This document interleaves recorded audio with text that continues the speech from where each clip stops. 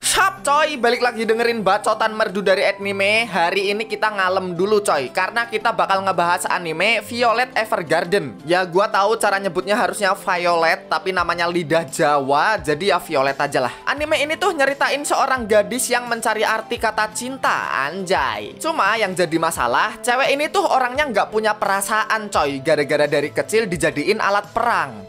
Gimana caranya paham cinta kalau anaknya nggak punya perasaan? Oke lah, nggak usah lama-lama, kita langsung masuk ke ceritanya aja. Tapi sebelum itu, kayak biasa kalian bisa like, komen, dan subrek channel ini biar anime bisa fokus nyeritain anime ini. Soalnya Violet cakep banget coy. Nah kan udah nggak fokus. Link merchandise ada di bio, jangan lupa check out. Let's go.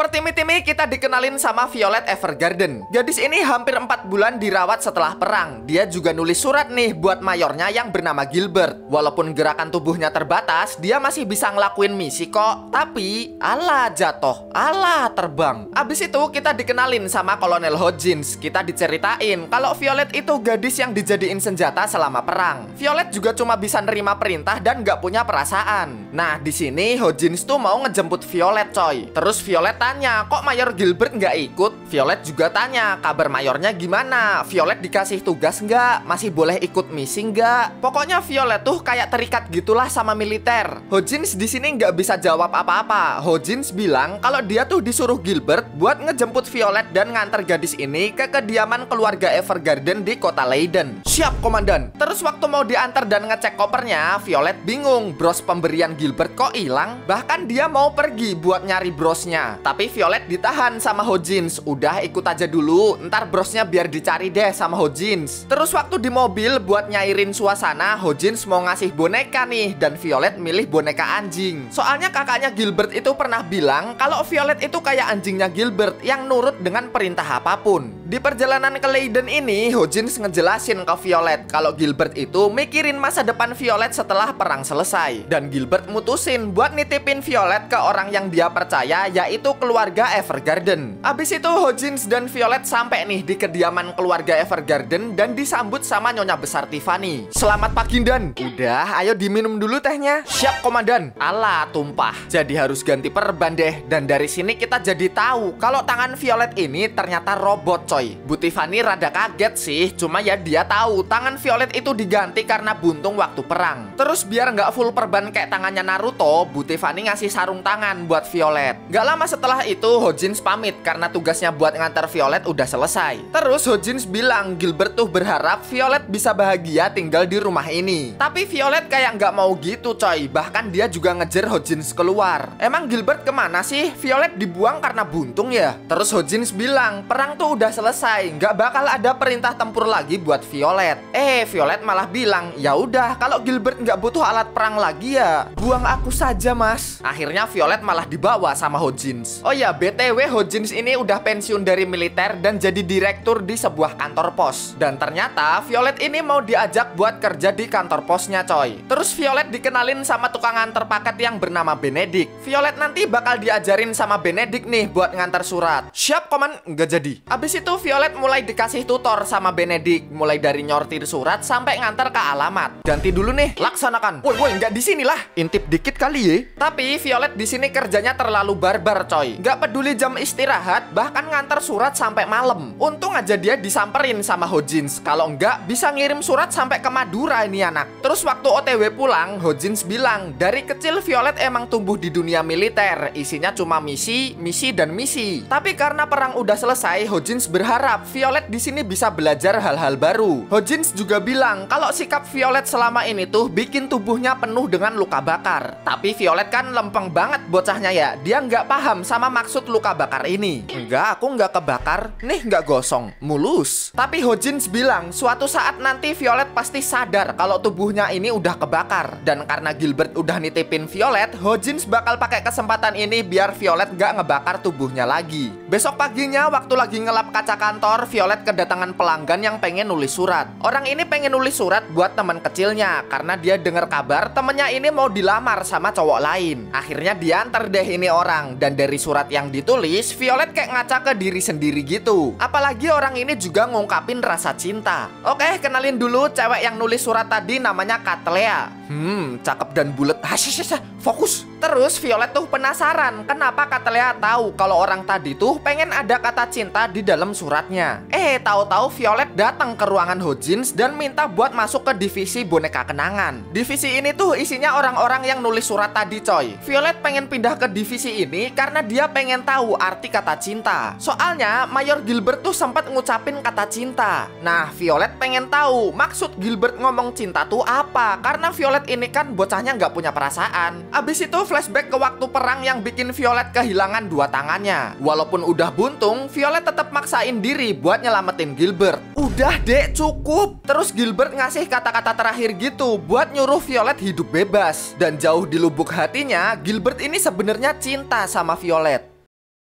Sekarang Violet dimasukin sama Hojins ke divisi boneka kenangan. Selain Katlea, di divisi ini ada Erika dan juga Iris. Pokoknya tugas mereka ini nulis surat biar lebih enak dan indah waktu dibaca nanti. Orang-orang di divisi ini juga dikenal sebagai boneka. Terus Violet mulai dikasih tutor nih sama Katlea. Ayo duduk dulu. Siap, komandan. Sama kayak orang-orang yang baru pertama kali ngeliat, mereka pada kaget nih sama tangan Violet yang kayak robot. Cuma nggak masalah, Violet masih bisa kok kalau ngetik doang mah. Setting mesin dulu guys. Lotak.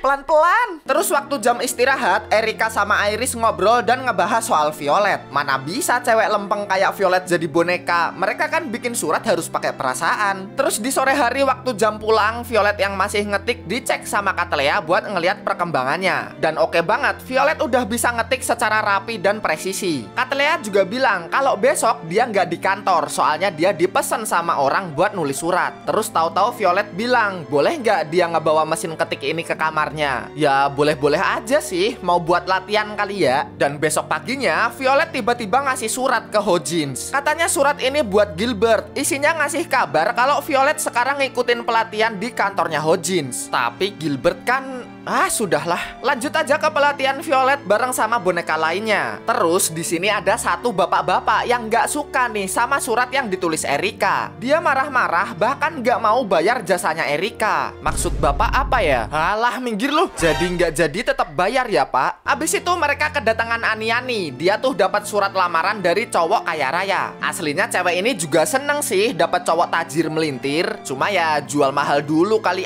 masa iya aja. Biar kelihatan effort cowoknya dulu atuh. Saya aja yang nulis bu. Aduh, kayaknya jangan dulu deh. Woi, gua dikatain matre.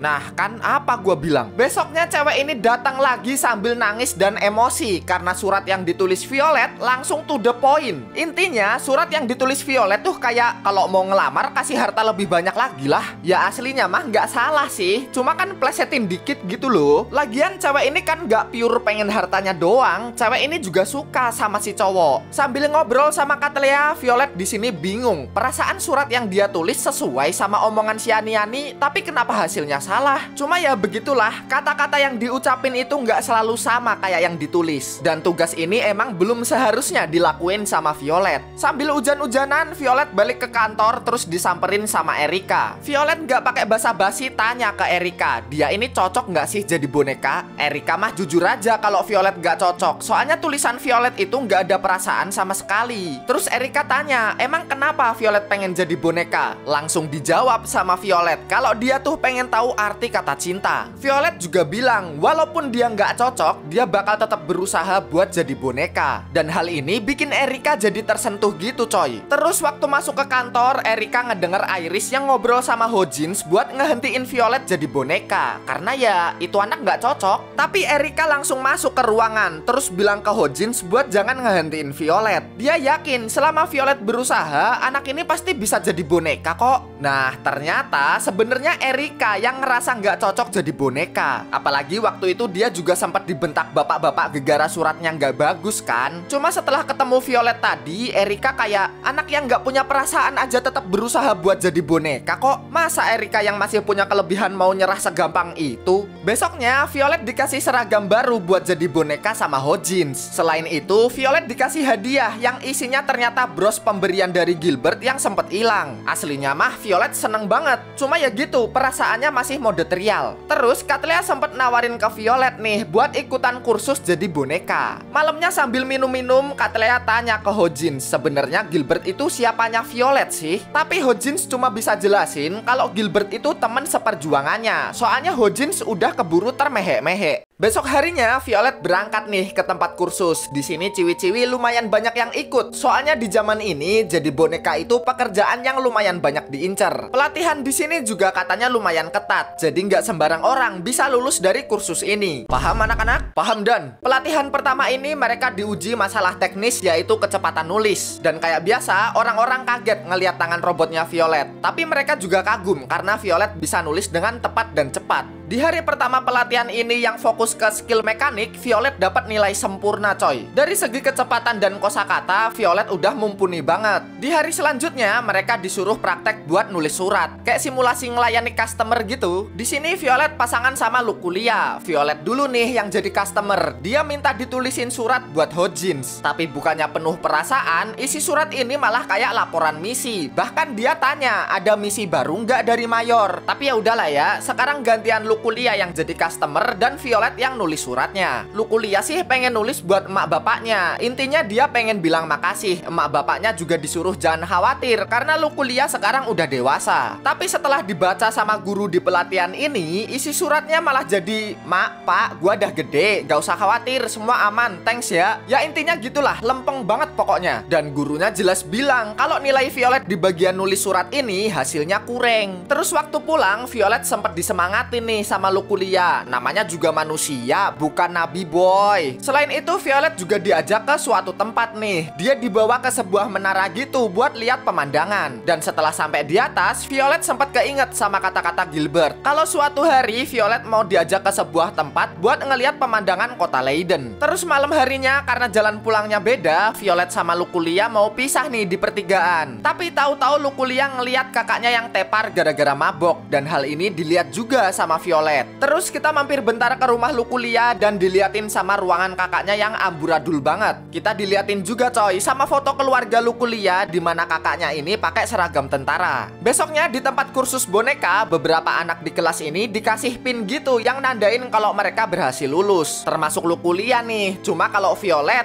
ya sayangnya dia nggak lulus. Lanjut lagi di besok harinya, walaupun udah lulus, Lukulia ternyata masih datang ke tempat kursus buat ketemu Violet. Terus dia tanya nih, Mayor tuh siapa sih? Soalnya Violet sempat nyebut Mayor di suratnya kemarin. Violet juga diajak sama Lukulia buat nulis surat ke Mayornya ini. Tapi Violet sendiri nggak tahu mau nulis apaan di suratnya. Terus Lukulia paham, mungkin Violet susah kali ya ngungkapin perasaan ke orang terdekatnya, karena Lukulia juga sama. Dan di sini malah Lukulia yang curhat. Jadi orang tua Lukulia itu udah nggak ada dan sekarang dia tinggal berdua doang sama kakaknya. Orang tuanya itu mati waktu perang yang bikin kakaknya jadi depresi. Kakaknya kayak nyalahin diri sendiri gitu coy. Nah Lukulia tuh aslinya pengen banget bilang ke kakaknya kalau dia tuh seneng kakaknya masih hidup. Dia juga pengen bilang makasih kakaknya masih ada setelah kedua orang tuanya meninggal. Tapi Lukulia tuh nggak pernah bisa ngungkapin perasaan ini ke kakaknya. Terus karena sedih ke bawah suasana, Lukulia langsung pamit dan cabut ninggalin Violet. Pindah ke kakaknya Lukulia yang bonyok abis digebukin dan tiba-tiba dia disamperin sama Violet yang ngasih sebuah surat. Ternyata Violet tuh nulis surat dari perasaan yang Lukulia ungkapin tadi. Dan simpel banget, tulisannya tentang Lukulia yang seneng dan bilang makasih kakaknya masih hidup. Dan gara-gara ngebaca surat ini, kakaknya Lukulia jadi nangis. Besok paginya Lukulia nyamperin Violet di kantor terus ngajak anak ini ketemu guru kursusnya. Ternyata dari surat yang dibuat sama Violet kemarin, guru kursusnya ini bilang kalau Violet lulus. Violet berhasil nyampein perasaan ke sebuah surat dan dia juga dikasih pin sebagai tanda kelulusan. Selain bilang selamat atas kelulusannya, Lukulia bilang makasih ke Violet. Walaupun tulisannya singkat, tapi dari surat ini Violet berhasil ngungkapin perasaan Lukulia ke kakaknya.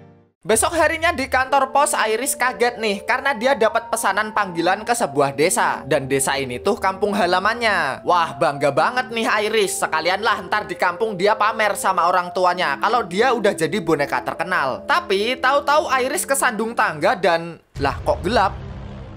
Tugel, Iris tangannya keseleo waktu jatuh tadi, jadi dia ngebawa Violet buat ngebantu ngetik. Besok paginya mereka berdua sampai nih di kampung halamannya Iris, dan gak lama kemudian keluarganya Iris dateng. Iris juga ngenalin Violet nih yang bakal ngebantu buat nulis surat. Selamat pagi yang mulia. Wah, cakep bener nih cewek ya. Nah, ternyata yang mesen Iris tuh ibunya sendiri coy, karena dia pengen ketemu sama anaknya. Iris jadi rada kesel dong. Apaan sih orang dia dipesan buat jadi boneka kok malah jadi event silaturahmi gini? Violet juga bilang kalau sesuai aturan mereka nggak bisa nerima pesanan palsu kayak gini. Akhirnya Violet dibawa ke rumah Iris. Ibunya Iris bikin pesanan ulang nih biar nggak jadi pesanan palsu. Dan Violet diminta buat bikin surat undangan karena sebentar lagi Iris mau happy birthday. Selain itu yang diundang tuh kebanyakan cowok-cowok karena ibunya tuh pengen Iris cepet-cepet nikah. Udahlah nggak usah jadi boneka, pulang aja terus nikah dan tinggal bahagia di desa ini. Wah, makin dongkol dong Iris. Kenapa ibunya ngide nggak jelas gini sih? Orang Iris tuh pengen jadi boneka terkenal di Leiden kok. Cuma yang namanya orang tua ya, Iris nggak bisa terus-terusan ngebantah. Daripada dikutuk jadi maluin kundang kan repot. Terus waktu Violet nulis surat, Iris nih minta buat jangan ngundang salah satu temennya. Sebut aja Dimas. Kagak tahu juga kenapa itu anak nggak boleh diundang. Dan singkat cerita, tiba di hari ulang tahunnya Iris. Setelah para undangan datang, ibunya Iris bilang, "Noh, lihat noh, tuh si Pardi sekarang jadi guru, terus Mulyadi tuh jadi YouTuber. Masa nggak ada yang mau sih?" Nggak lama kemudian Dimas datang coy. Iris kaget dong, padahal dia udah nyuruh Violet jangan ngundang anak ini. Tapi ternyata Violet tuh sempet tanya ke ibunya Iris, karena ibunya yang nyuruh bikin undangan kan, dan ibunya tetap nyuruh Violet buat ngundang si Dimas. Gara-gara ini Iris jadi kesel, terus masuk ke rumah dan bikin pestanya jadi kacau. Abis itu Violet ngobrol sama Iris. Kok Iris kesel sih? Soalnya Violet nggak paham kalau Iris nggak bilang apa yang bikin dia jadi kesel. Dan ternyata Iris nggak mau ngundang Dimas karena cowok itu pernah nolak Iris. Setelah Violet keluar nemuin emak bapaknya Iris, ibunya Iris nyamperin kamar anaknya nih, terus bilang, "Gak apa-apa nak, masih banyak cowok selain Dimas kok." Masih bahas cowok terus ya? Punten, ada nasi tumpeng. Lo nyeritain tentang Dimas ya? Iya dikit. Iris di sini makin kesel coy. Kenapa Violet malah nyeritain tentang Dimas? Hal ini bikin Violet minta maaf karena dia nggak ngerti perasaan orang lain. Violet nggak paham mana yang harus diceritain, mana yang harus ditutupin. Dia bener-bener bingung coy sama perasaan manusia. Ngelihat Violet yang kayak gini, Iris jadi nggak tega. Iris bilang dia juga kadang nggak paham kok sama perasaan orang lain. Terus kita diceritain deh kalau Dimas itu teman masa kecilnya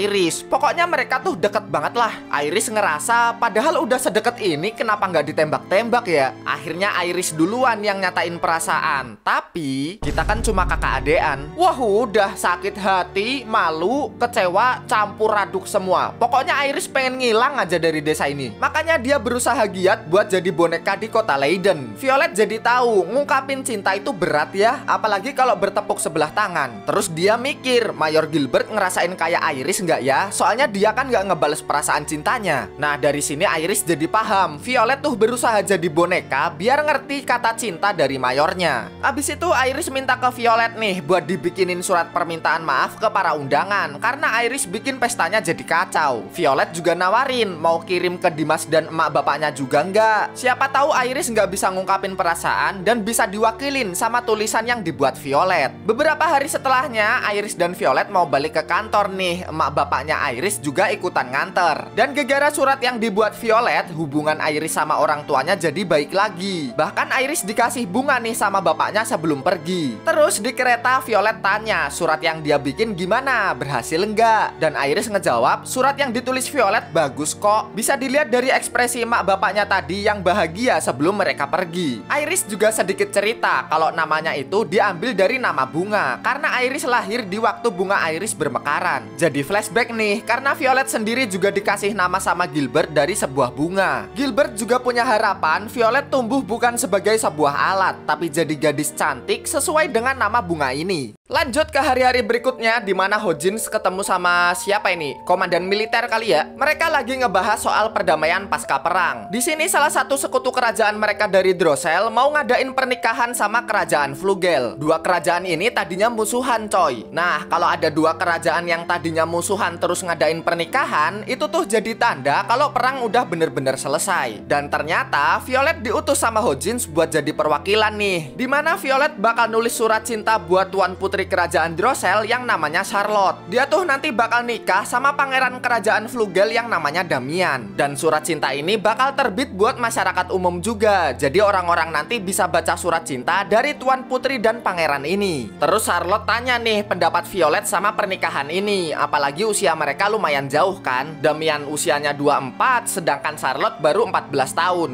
Hah? 14 tahun? Selain itu Charlotte juga tanya kalau pernikahan tanpa cinta tuh gimana. Tapi kan Violet belum paham banget sama cinta ya. Jadi dia nggak bisa ngasih pendapat banyak. Charlotte jadi agak kesel dan gemes nih. Lah gimana jadinya kalau yang nulis surat kagak tahu cinta? Belum lagi Violet juga mukanya datar betul. Oke baik, nih udah senyum. Abis itu Violet mulai tugasnya buat nulis surat nih. Dan tidak disangka lonjakan skillnya lumayan jauh. Surat Violet ini bener-bener kayak puisi cinta romantis coy. Orang-orang yang ngeliat dan ngebaca surat ini juga terkagum-kagum. Balasan dari Pangeran Damian juga sama nih. Putri dan pangeran ini jadi kayak bales-balesan surat cinta gitu. Tapi di sisi lain Charlotte tuh kayak sedih, frustasi, kesel, campur-campur lah. Entah karena Charlotte sama Damian belum kenal atau gimana. Cuma yang kelihatan jelas Charlotte ini masih belum rela kalau nanti harus pisah sama pengasuhnya yang bernama Alberta. Terus waktu ngobrol sama Violet, Charlotte bilang, "Dahlah bodo amat, tulis apa aja sono terserah." Dia juga nggak peduli sama surat balesannya Damian. Palingan surat itu ditulis sama boneka juga. Charlotte tuh ngerasa kayak kurang intim gitu. Kesannya surat itu tuh nggak murni dari perasaan mereka berdua. Soalnya Charlotte pernah sekali ketemu sama Damian. Dan dia tahu Damian nggak mungkin nulis surat cinta menye-menye sok romantis. Pertemuan pertama mereka itu waktu pesta ulang tahun Charlotte yang ke-10.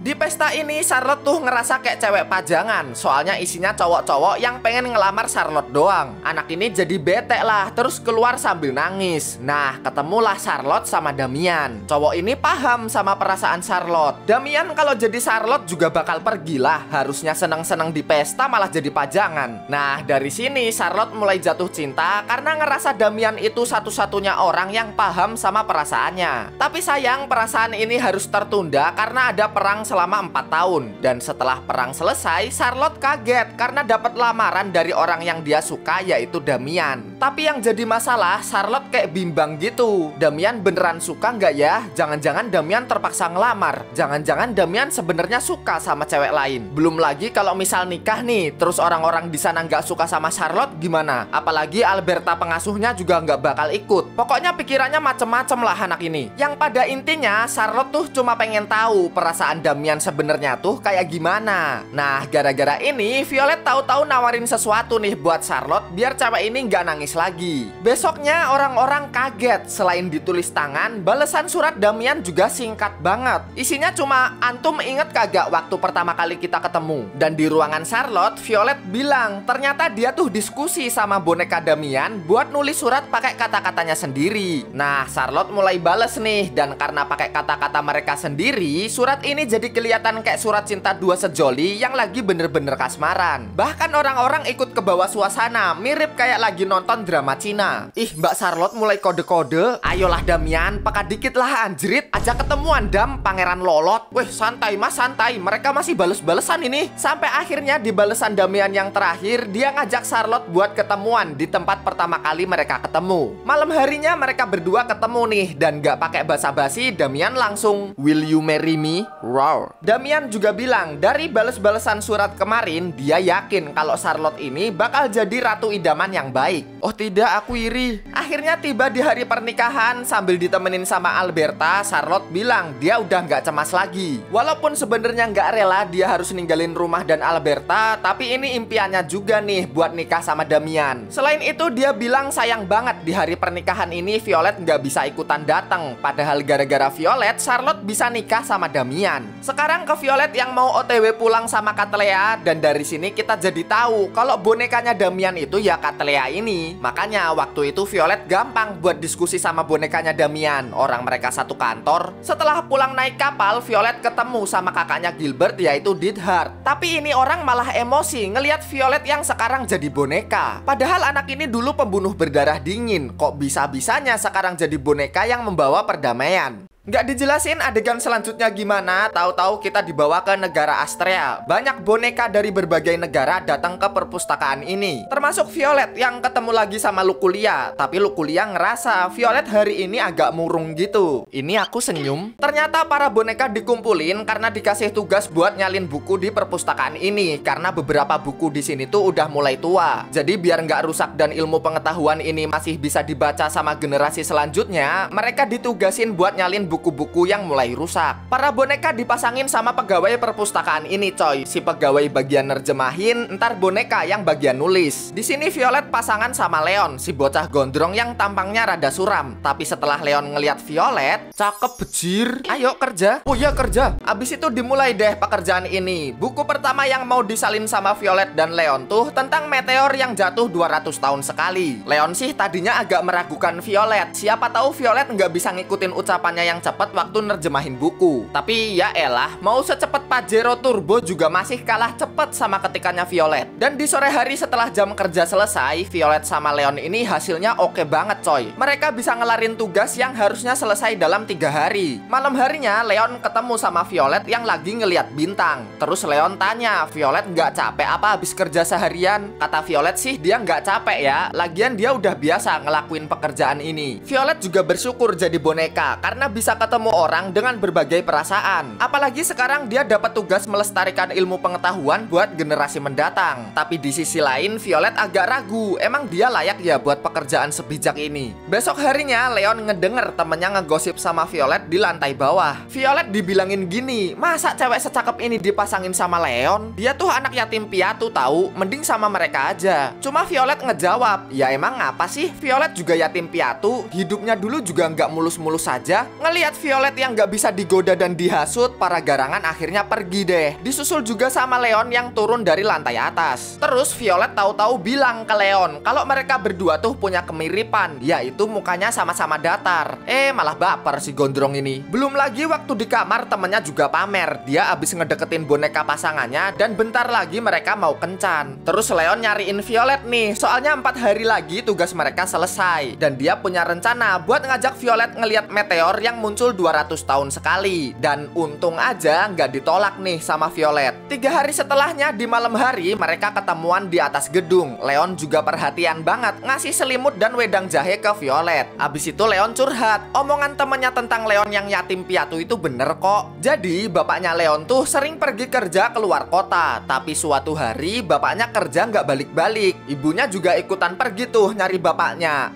Malah ikutan nggak balik-balik. Terus Leon gantian tanya kalau Violet sendiri gimana. Ya Violet sih jelas nggak punya siapa-siapa dari awal. Violet cuma bilang dia pernah dirawat sama seseorang yang sekarang nggak tahu ada di mana. Leon tanya dong, Violet kesepian nggak setelah pisah sama orang itu? Kesepian tuh apa ya? Alah, Leon tanya lagi deh, setelah orang itu hilang, Violet ngerasa hatinya berat nggak? Violet ngejawab iya. Yaitu namanya kesepian, Ege. Baru paham deh Violet sama yang namanya kesepian. Terus Leon bilang, misal nih Violet dapat kabar orang itu dalam bahaya, Violet bakal ngapain? Violet jelas bakal berangkat lah, karena kata Violet dia lebih baik mati daripada kehilangan orang ini. Wah, Leon jadi sadar dong, berarti Violet ini cinta sama Bang Meteor, Bang. Aish, nggak jadi dibahas deh gara-gara meteor ini. Besoknya tugas di negara ini udah selesai dan Violet harus balik lagi ke Leiden. Terus sambil pamitan, Leon bilang ke Violet kalau sekarang Leon mutusin mau berkelana keliling dunia, sama kayak kerjaan Violet yang nulis di berbagai tempat. Leon juga berharap mereka bisa ketemu lagi di suatu tempat. Ya kagak tahu juga sih mereka bakal ketemu lagi apa enggak, tapi bodo amat karena Leon ngerasa Violet itu ngasih inspirasi buat lebih maju. Lanjut ke hari-hari berikutnya. Semenjak tugas surat cinta kemarin, Violet dapat banyak permintaan nih. Sekarang dia disuruh buat ngebantu mamang-mamang namanya Oscar buat nulis naskah. Dan setelah diajak masuk, ruangan Oscar nih berantakan banget, coy. Hei, jangan mabok kamu.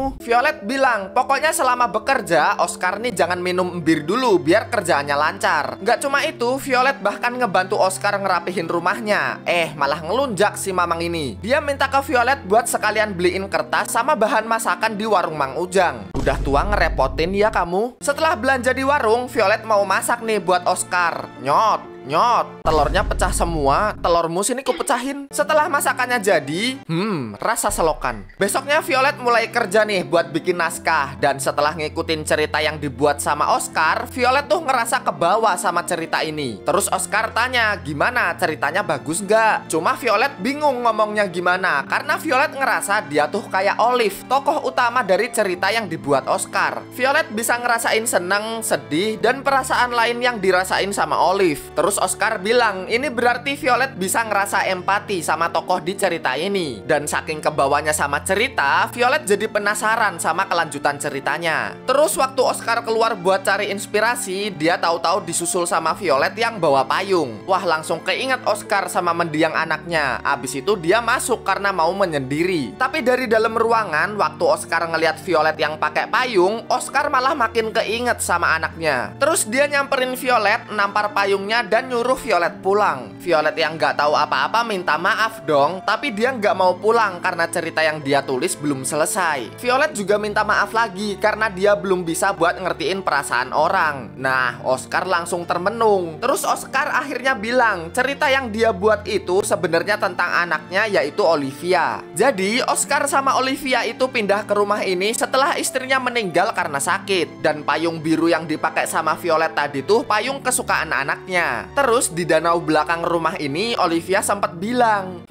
nyebrang danau sambil jalan di atas daun bisa nggak ya? Ya, walaupun nggak masuk akal, tapi Olivia bilang suatu saat dia mau nunjukin hal ini ke bapaknya. Tapi sayang, mimpinya belum kewujud. Olivia sakit keras dan bikin umurnya nggak bisa panjang. Ngedenger cerita barusan, untuk pertama kalinya kita bakal ngeliat Violet nangis. Dia ngerasain kesedihan Oscar yang kehilangan dua orang paling penting di hidupnya. Akhirnya besok pagi Violet dan Oscar ngelanjutin naskah buat nyelesain ceritanya. Tapi Oscar bingung buat bikin penutup ceritanya. Terus dia keinget sama kata-kata anaknya yang pengen nyebrang danau sambil jalan di atas daun. Nah, biar lebih nyata ceritanya, Oscar minta ke Violet buat praktek nih. Sebenarnya nggak usah yang beneran terbang sambil jalan di daun sih, tapi Violet sendiri udah keburu.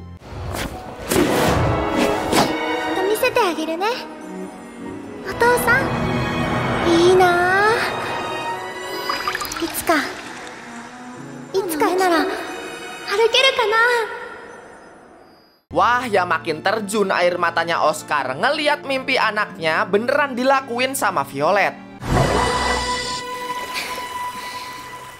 Gimana bang? Udah bener?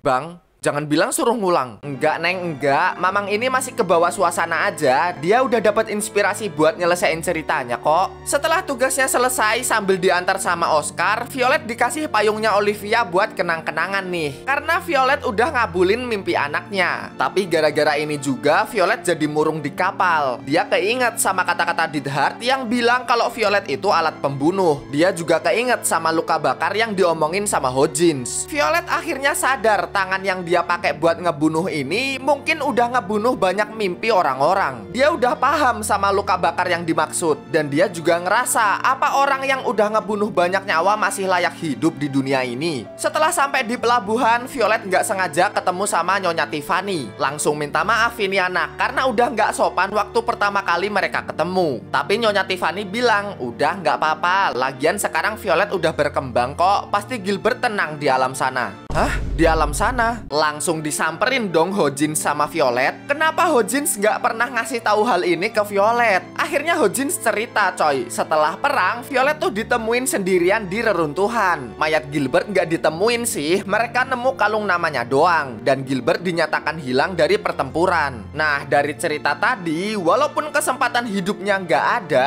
Violet masih kekeh dan yakin kalau mayornya ini masih hidup. Sambil nahan sedih, Violet langsung keluar dan pergi ke suatu tempat. Ternyata Violet ngedatengin rumahnya Dithard dan ditahan sama para penjaganya. Tapi ya sepele lah penjaga gini doang sama Violet. Sampai akhirnya Dithard datang dan ngehentiin anak buahnya daripada mereka jadi tumbal proyek. Terus Violet langsung tanya nih, emang bener kalau Gilbert udah tewas? Dithard bingung, lah ini anak belum tahu. Dia juga nggak percaya Violet bisa sedih ngedenger kabar Gilbert yang tewas. Karena anak ini tuh dikenal jadi alat perang yang nggak punya perasaan. Flashback dulu di mana Violet pertama kali ketemu ketemu sama Gilbert. Semua berawal dari Gilbert yang ketemu sama Neidhart. Terus kakaknya ini mau ngasih hadiah alat perang buat Gilbert. Tapi bukannya senapan atau pedang, Gilbert malah dikasih Violet. Gilbert kaget lah dan dia nggak suka kakaknya memperlakukan anak ini kayak budak perang. Akhirnya Violet dirawat tuh sama Gilbert. Walaupun aslinya dia sendiri nggak tega anak sekecil ini dijadiin alat perang. Tapi ngerawat Violet juga nggak segampang itu coy. Anak ini macam hewan liar yang nggak bisa diatur. Mulai dari gigit tangan pembantunya Gilbert, tidur di lantai, dan anak ini cuma nurut sama Gilbert. Sampai suatu hari Gilbert dikasih misi buat nyerang markas musuh. Nah, di sini Gilbert bilang ke Violet buat diem di markas aja. Soalnya aslinya dia nggak mau anak ini jadi alat perang. Tapi waktu Gilbert ngejalanin misi dan ketemu musuh,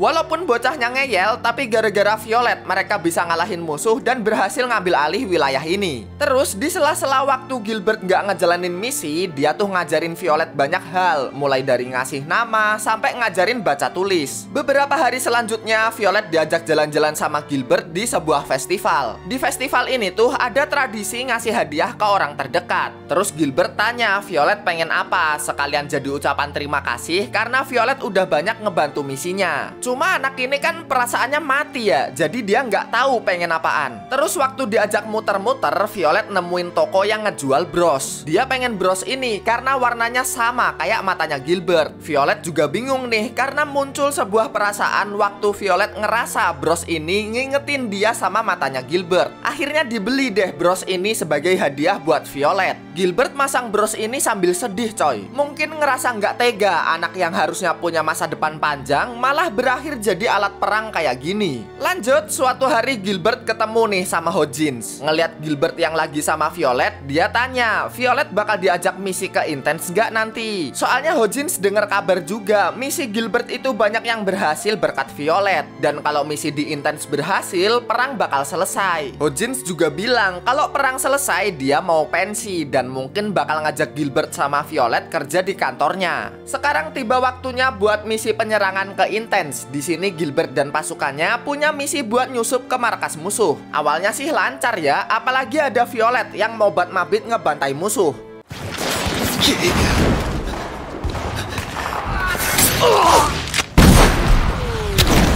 Pertarungan makin sengit nih waktu mereka mulai masuk ke dalam. Tapi masih aman karena Gilbert dilindungi sama Violet. Dan Gilbert berhasil nembakin suar sebagai tanda buat pasukan yang ada di luar buat ikut nyerbu. Tapi tiba-tiba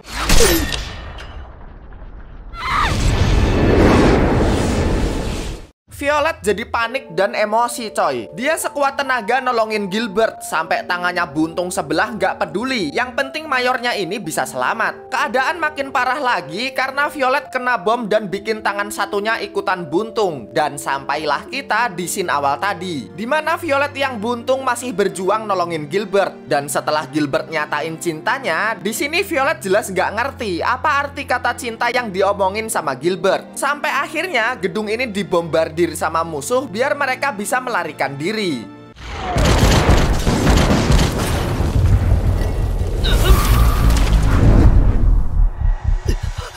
Sekarang kita diliatin Violet yang bongkar reruntuhan di Intense. Dia mastiin kalau Gilbert mati di sini apa enggak. Gak lama kemudian Violet disamperin sama Hodgins. Dia bilang mungkin Gilbert udah ketiban reruntuhan demi nyelamatin Violet dari ledakan. Dia juga ngajak Violet buat balik nih karena waktu itu sebelum perang di Intense, Gilbert sempat nyamperin Hodgins. Gilbert bilang misal nanti dia kenapa-napa, Gilbert nitip pesan buat jagain Violet. Selain itu di jalan pulang Hodgins tuh bilang Violet udah berusaha keras sampai sejauh ini. Dan pada akhirnya Violet bisa hidup sendiri tanpa perintah dari Gilbert. Tapi setelah balik, Violet jadi mengurung diri coy. Katlea juga sampai nyamperin kamarnya nih saking khawatirnya. Erika dan Iris juga sama. Mereka khawatir sama Violet yang udah lama nggak kelihatan di kantor. Sampai malam Violet masih jadi sad girl. Bahkan dia hampir nyekek dirinya sendiri. Mungkin karena terpukul banget dia ngedenger kabar Gilbert yang udah tewas dan juga luka bakar yang waktu itu diomongin sama Hojins. Terus tiba-tiba kamarnya diketok nih sama Mang Yatno. Ternyata Violet dapat surat dari Erika dan Iris. Tapi belum sempat ngebaca suratnya, Violet ngeliat Mang Yatno masih ngirim surat sampai malam. Bahkan suratnya juga masih kesisa banyak. Walaupun ngirim sampai malam, Mang Yatno bilang surat ini tuh berisi perasaan orang-orang. Jadi harus segera dikirim biar perasaannya bisa tersampaikan. Akhirnya Violet ngebantu Mang Yatno ngirim surat nih. Dan Violet bisa ngedenger dari luar kalau orang-orang tuh seneng banget dapat surat-surat ini. Abis itu Violet balik ke kamar dan ngebaca surat dari Erika dan Iris. Mereka khawatir coy sama Violet karena anak ini nggak pernah kelihatan di kantor lagi. Mereka bakal nungguin Violet kok dan bisa jadi tempat kalau Violet pengen cerita. Tapi selain itu mereka bilang kalau Spencer, kakaknya Lukulia, datang dan secara khusus minta ke Violet nulisin surat buat Lukulia. Nah, dari sini Violet akhirnya mulai cerah dikit-dikit wajahnya. Dan besok harinya Violet langsung datang ke rumah Spencer buat nulis surat. Abis itu Spencer sempat dengar kabar nih kalau Violet itu lagi libur. Tapi kok hari ini dia datang buat nulis surat? Violet bilang setelah dikasih surat sama Erika dan Iris, dia tuh ngerasa kalau nerima surat itu adalah hal yang spesial. Apalagi itu surat pertama yang pernah dia dapat. Jadi dia juga yakin kalau Lukulia pasti bakal seneng nerima surat dari Spencer. Makanya Violet langsung berangkat. Ditambah lagi di jalan pulang Violet ngelihat hasil kerja kerasnya, dimana drama Oscar yang berjalan lancar dan berita di koran tentang pernikahan Charlotte dan Damian yang bahagia. Gara-gara ini Violet lari nemuin Hojins terus tanya dia masih pantas nggak buat jadi boneka kenangan. Hojins ngejawab emang masa lalu Violet itu nggak bisa dihapus, tapi mau bagaimanapun pencapaian Violet selama jadi boneka juga bakal terkenang baik seumur hidupnya. Lanjut, kita bakal diliatin sama seorang bocah bernama An. Terus dia ngeliat Violet mau datang ke rumahnya nih. Mama, ada boneka datang. Anak anjing, mama lagi ada tamu lo ini. Ternyata Violet itu dipesan sama ibunya An yang bernama Clara. Abis itu Violet ketemu nih sama Bu Clara. Bonekanya ngomong jir. An di sini nganggap Violet itu boneka. Ya emang boneka sih, tapi maksudnya beneran boneka mainan. Nah, di sini Violet dipesan buat nulis surat selama 7 hari coy. Dan Bu Clara bilang ke anaknya jangan ikutan masuk kalau ibunya lagi nulis surat sama Violet.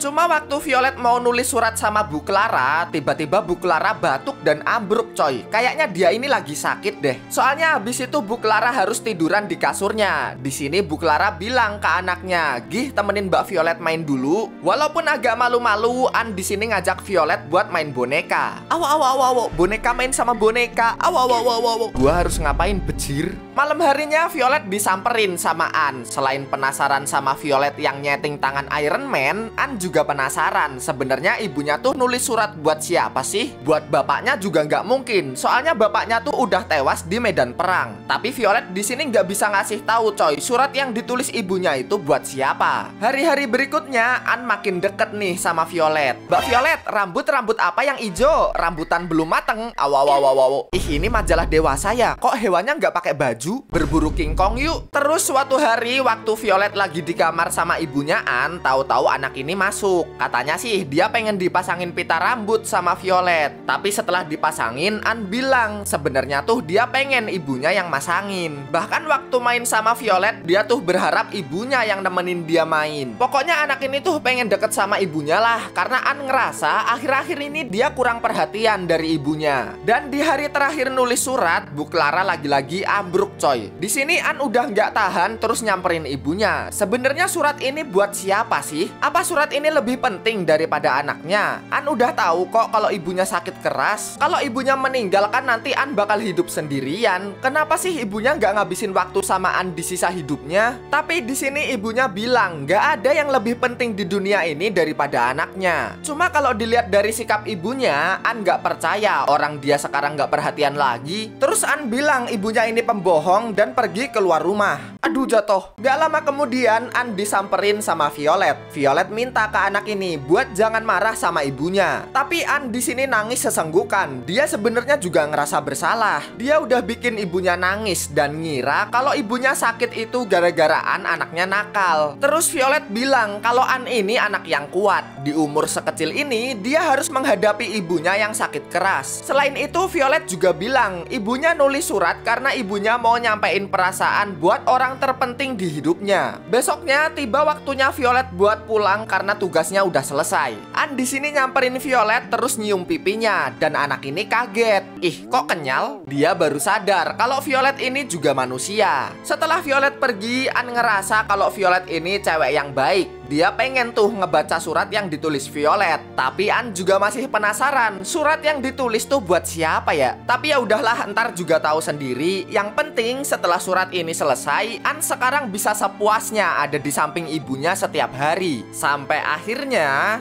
ibunya meninggal.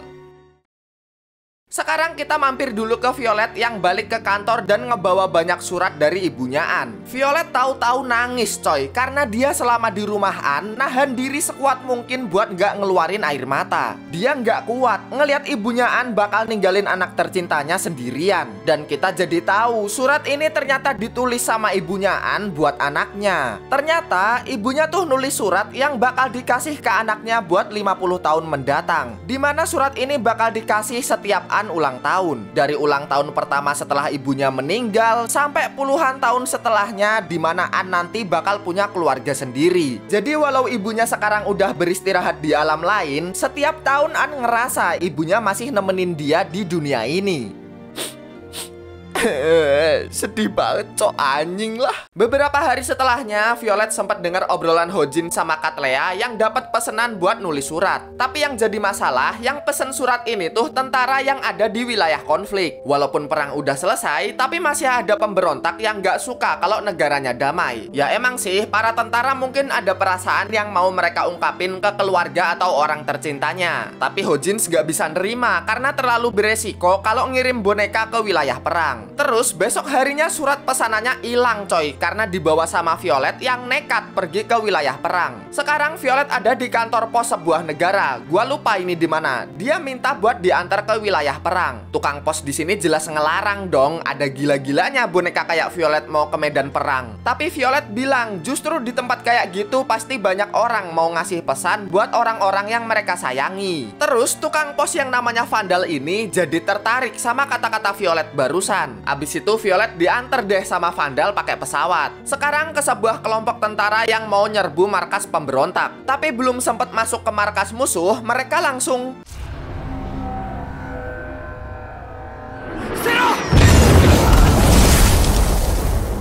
mereka diserang balik coy sama para pemberontak. Sampai akhirnya kesisa satu pasukan doang yang bernama Aidan. Aidan yang mau kabur juga ketembak nih sama para pemberontak. Walaupun gak langsung mokat, tapi lukanya parah banget coy. Abis itu Aidan disamperin sama para pemberontak dan dia bakal dihabisi di tempat. Gak jauh dari sana pesawat Violet lewat. Dia sempat ngeliat beberapa korban dan Aidan juga. Vandal udah bilang sih kalau dia nggak mungkin turun di tempat yang lagi perang kayak gini. Tapi Violet malah terobos lah anjing. Ngelihat gadis yang mobat mabit ini, salah satu pasukan di sini tahu kalau cewek ini tuh Violet. Karena Violet emang udah terkenal jadi alat pembunuh. Terus mereka nurunin senjata dan mundur daripada mukanya jadi cover buku Yasin. Sebelum Aidan hilang kesadaran, kita flashback bentar nih, dimana Aidan ini punya gebetan yang namanya Maria. Setelah sadar, Aidan sekarang lagi dirawat sama Violet. Nah, ternyata orang yang pesan boneka di medan perang itu si Aidan ini coy. Terus Aidan pengen nulis surat karena dia ngerasa nggak bisa bertahan lebih lama lagi. Tapi Violet ini malah ngetik angin bejir. Tenang bang, memoriku 2 tera. Ya oke lah, lanjut aja. Pertama Aidan nulis surat buat emak bapaknya. Terus waktu bengek dia ngeliat foto Maria yang dia bawa. Akhirnya dia nulis surat juga tuh buat Maria. Pokoknya dia ngungkapin perasaannya lah buat gebetannya ini. Setelah surat selesai ditulis, Aidan kayaknya bentar lagi bakal dijemput malaikat. Dia juga sempet tuh ngeliat bayang-bayang Maria. Dan Aidan pengen nyium gebetannya ini. Ciumannya malah diwakilin sama Mbak Violet. Aduh Mbak Violet, etnime juga sakit nih. Aku mau sun. Besoknya Violet nganterin surat Aidan ke orang tua dan juga gebetannya. Mereka semua jelas sedih dong, orang tersayangnya tewas di medan perang. Terus ibunya Aidan meluk Violet dan bilang makasih karena Violet udah ngebawa pulang putranya. Maria juga bilang hal yang sama. Tapi Violet malah nangis dan minta maaf karena Violet nggak bisa ngelindungi Aidan. Sekarang ke kantor militer. Di sini para komandan termasuk kakaknya Gilbert lagi berdiskusi soal upacara perjanjian damai. Nah, upacara perjanjian damai nanti tuh bakal ada duta besar dan boneka yang dibawa pakai kereta. Dan Neidhart diminta buat ngamanin perjalanan ini karena bisa aja kereta ini nanti diserang sama pasukan pemberontak. Pindah ke kapal yang ngebawa Katlea dan juga Benedict. Mereka ini jadi perwakilan boneka di perjanjian damai nanti, coy. Abis naik kapal ini, mereka bakal naik kereta ke negara Gardarik. Gak lama kemudian mereka disamperin nih sama Neidhart. Agak sewot sih ini orang. Dia sempat nyenggol Hodgins yang abis perang malah pensi terus kerja di kantor pos. Violet juga ikut kena nih. Bocah gak guna kayak gitu kenapa sekarang jadi boneka. Tapi Violet jelas dibelain sama Katlea dan Benedict. Walaupun Violet emang gak sempurna, tapi dia udah berusaha buat jadi boneka. Lagian tulisan suratnya juga bagus kok. Bahkan banyak orang yang tertolong sama surat yang dibikin Violet. Abis itu kita mampir bentar ke markas pemberontak. Kelompok yang dipimpin sama sebut aja Bayu lagi ngerencanain buat nyerang kereta yang ngebawa duta besar dan boneka. Pokoknya mereka ini pengen mencegah perjanjian damai, coy. Mereka mulai ngebom beberapa pos di jalur kereta. Balik lagi ke Violet, waktu ngelewatin jalur kereta, Vandal bilang selain sebagai jalur transportasi, kereta ini juga bisa ngebawa perdamaian. Dan kalau perjanjian damai berhasil, dunia ini nggak bakal ada perang lagi. Besok siangnya, Violet dari pesawat ngeliat beberapa pos di sekitar rel kereta yang diledakin. Terus Violet juga ngelewatin kereta yang dinaikin sama Katlea. Ngeliat Katlea ada di kereta ini, Violet minta ke Vandal buat diturunin. Lu kata angkot, tapi ya tetap turun ini anak dan nyamperin Katlea di kereta. Gak lama kemudian Neidhart ikutan muncul. Tanya dong kenapa Violet ada di sini. Setelah dijelasin tentang ledakan di sekitar rel kereta, Neidhart ngajak Violet buat ngobrol. Abis ngobrol, Violet tadinya disuruh turun dari kereta nih, tapi Violet gak mau. Dia pengen ngebantu karena bisa aja kereta ini bakal diserang. Walaupun sambil sewot, Neidhart ngebolehin Violet buat ikut kereta ini. Malam harinya pasukan pemberontak yang nyusup ke kereta mulai beraksi nih. Violet yang sadar sama serangan ini juga langsung bergerak. Terus dia ketemu sama Neidhart. Violet diminta buat ngelindungi orang di dalam kereta. Nah, Neidhart di sini masih nganggep Violet tuh kayak alat perang, coy. Tapi sekarang Violet udah bukan alat perang lagi. Dia udah nggak butuh perintah. Bahkan waktu dikasih senjata, Violet nolak karena dia nggak mau ngebunuh orang lagi.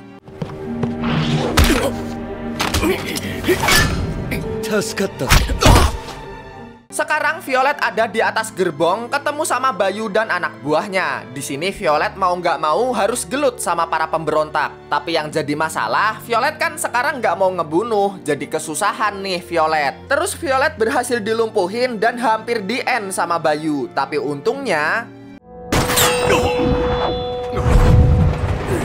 untung aja Neidhart datang dan ngebantai beberapa pasukan pemberontak. Tapi Neidhart di sini marah. Ini anak ngapain sih? Udah jelas ada musuh kayak gitu, kenapa nggak dibunuh? Pantas saja adiknya mati. Orang Violet nggak bisa ngelindungi Gilbert. Terus Violet bilang dia tuh udah nggak mau ngebunuh lagi. Pesan terakhir Gilbert juga nyuruh Violet buat hidup, bukan ngebunuh orang. Lagian Violet itu dari awal emang pengen ngelindungi Gilbert kok. Ibarat lecet aja, Violet nggak mau itu terjadi sama Gilbert. Tapi adu bacot ini nggak bisa diterusin karena Bayu dan anak buahnya masih selamat. Sempat dijedor sama Neidhart sih, tapi anak buah Bayu masih bisa nembakin granat.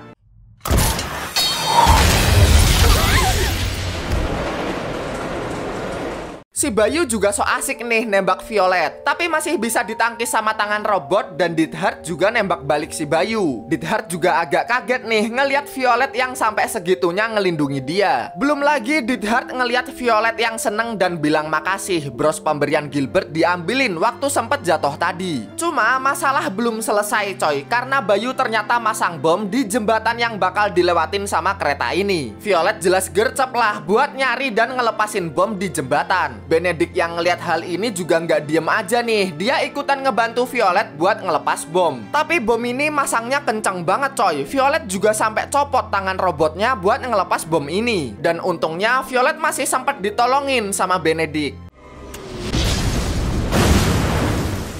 Berkat perjuangan Violet, akhirnya perjanjian damai berhasil ditandatangani dan dunia ini nggak bakal perang lagi. Beberapa hari setelahnya, di malam hari, Katlea bilang sama Violet kalau bentar lagi tuh ada festival di mana bakal ada pesawat terbang nyebarin surat yang dibuat sama orang-orang. Nah, Violet juga disuruh ikut nih. Mungkin Violet mau nulis surat buat seseorang. Dan ini juga bakal jadi surat pertama Violet yang ditulis sama dirinya sendiri. Tapi besoknya setelah ketemu sama Hojins dan Katlea, walaupun Violet punya perasaan yang mau diungkapin, Violet nggak tahu mau nulis apaan. BTW dia ini mau nulis buat Gilbert coy. Nggak lama kemudian ada cewek nyamperin ruangan ini dan bilang kalau Violet dicari sama Dithard. Ternyata Violet diajak datang ke rumah buat ketemu ibunya Gilbert. Ibunya ini pengen ketemu sama Violet. Selain itu, kata Dithard, ingatan ibunya ini agak kabur gitu. Setelah ketemu, si ibu bilang, "Kamu siapa ya?" "Loh, kan antum yang pengen ketemu." Setelah Violet ngenalin diri dan dijelasin apa hubungannya sama Gilbert, ibunya baru ingat Violet ini siapa. Si ibu juga ingat kalau Gilbert itu udah tewas di medan tempur. Terus ibunya bilang ke Violet, "Ini bukan salah Violet kok. Emang udah takdir, jadi Violet juga jangan nyalahin dirinya sendiri." Walaupun Gilbert udah meninggal, tapi kata si ibu, Gilbert ini masih selalu hidup di dalam hatinya. Wah, makin sesenggukan ini Violet. Abis itu waktu mau pulang, Dithard ngasih perintah ke Violet buat tetap hidup demi mengenang Gilbert. Tapi Violet ngejawab, "Sorry ye, aku nggak butuh perintah lagi." Dithard akhirnya paham, sekarang Violet bukan sebuah alat kayak dulu lagi. Walaupun anak ini kehilangan tangan, Gilbert, dan semua hal di hidupnya, tapi Violet nggak pernah kehilangan semua hal yang pernah dikasih sama Gilbert. Sekarang tiba di hari festival, semua orang udah nulis surat nih. Ada yang buat orang terdekat, gebetan, bahkan buat diri sendiri di masa depan. Sampai akhirnya pesawat terbang mulai nyebarin surat-surat ini, kita bakal diliatin sama isi surat yang dibuat Violet. Siapa lagi kalau bukan buat Gilbert, mayor yang dia cintai. Walaupun belum tahu keberadaannya di mana, tapi Violet masih berharap mayornya pulang. Violet juga cerita tentang perjalanannya, mulai dari nulis surat buat orang-orang dan belajar tentang perasaan. Violet yakin kalau Gilbert pasti masih hidup di luar sana. Jadi buat sekarang, Violet bakal ngelanjutin hidupnya. Sampai suatu saat kalau mereka ketemu lagi, Violet bakal bilang dia udah paham arti kata cinta yang pernah diomongin sama Gilbert.